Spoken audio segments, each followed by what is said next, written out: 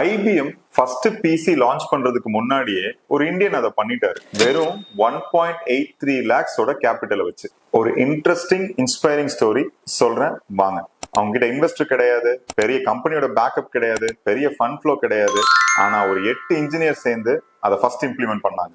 1976ல ஷிவ்நாடர் அவர் கூட சேர்ந்து ஒரு 7 கொலீக்ஸும் ஸ்டார்ட் பண்ண கம்பெனி தான் HCL. கம்ஃபர்டபுளா பண்ணிட்டு இருந்த ஒரு ஜாபை குவிட் பண்ணிட்டு அவங்க வச்சிருந்த மொத்த சேவிங்ஸையும் போட்டு இந்த பிசினஸ் ஸ்டார்ட் பண்றாங்க. அந்த டைம்ல எந்த கேரண்டியுமே இல்லாத ஒரு டெக் பிசினஸ் கை வைக்கிறதுக்கே ஒரு தனி தைரியம் வேணும். அதுவும் நம்ம தமிழ்நாட்டுல இருந்து அதை செய்யறதெல்லாம் உண்மையாவே சாதாரணமான விஷயம் இல்லை. ஆனா அவங்க டைரக்டா கம்ப்யூட்டர் செல் பண்ண ஸ்டார்ட் பண்ணல. ஒரு கால்குலேட்டர்ல இருந்து அவங்க பிசினஸ் ஸ்டார்ட் பண்ண ஆரம்பிச்சாங்க. பிசினஸ் கால்குலேட்டர் அப்படின்னு சொல்லி தான் ப்ராக்ரஸ் இனிஷியேட் பண்ண ஆரம்பிச்சாங்க. அப்புறம் வந்ததுதான் கேம் சேஞ்சிங். 1978ல மைக்ரோ கம்ப்யூட்டரை ஃபர்ஸ்ட் லான்ச் பண்றாங்க. இது ஐபிஎம் பண்றதுக்கு 3 வருஷத்துக்கு முன்னாடியே நடந்துருச்சு. ஆப்பிள் ரைஸ் ஆயிட்டு இருக்க அதே பீரியட்ல அந்த கம்பெனியோட பேரு ஹிந்துஸ்தான் கம்ப்யூட்டர் லிமிடெட். இன்னைக்கு உலகம் அதை HCL அப்படின்னு கூப்பிடுது. இன்னைக்கு 16+ கம்பெனிஸ்ல ஆபரேஷன்ஸ்ல இருக்காங்க. 13 பில்லியன் ரெவென்யூ ஜெனரேட் பண்ணிட்டு இருக்காங்க. இந்தியாவோட பிக்கெஸ்ட் தவிர்க்க முடியாத ஒரு டெக் சக்சஸ் ஸ்டோரியில HCL ஒண்ணு. நிறைய பேர் ரைட் டைம் வரட்டும்னு வெயிட் பண்ணிட்டு இருக்காங்க.